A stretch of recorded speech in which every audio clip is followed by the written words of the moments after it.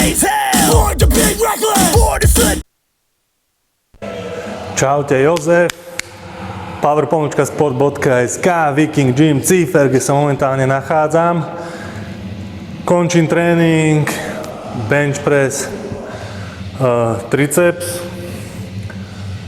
a samozrejme potrebujem nejaký ten rehab, potrebujem trošku zadné delty zapojiť, trošku ich aktivovať viac vzhľadom na množstvo benchovania.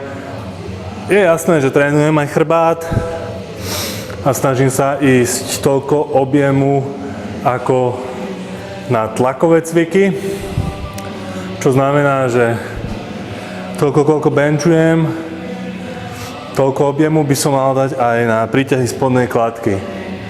Toľko, koľko tlačíš nad hlavou, by si mal dať na zhyby alebo sťahovanie hornej kladky, aby sa zachovala nejaká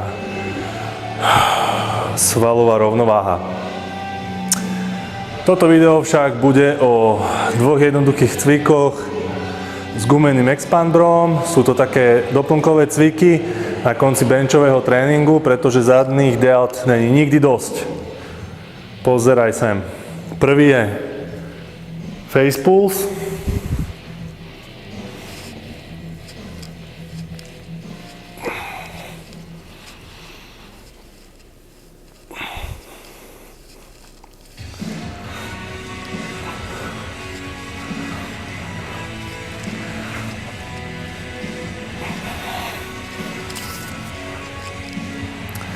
O čo sa snažím pri tomto cviku najviac je tlačiť ramena dole, pretože ak ramena držíš hore, zapájaš viacej trapézy a trapézy nie sú ten sval, ktorý chceš pri tomto cviku precvičovať. Takže určite sa snaž tlačiť ramena smerom nadol a ťahať gumu nad hlavu a mierne ruky od seba. Jednoduché.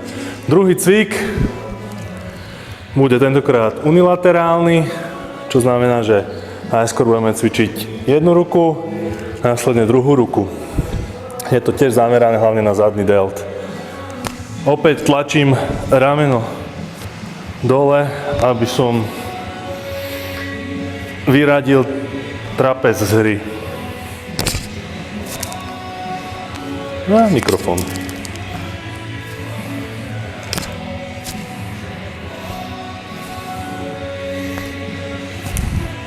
Bum, teraz si to ešte dám na druhú ruku. To už sa na mňa nemusíte pozerať, tak snáď zase niekdy na budúce. Čaute.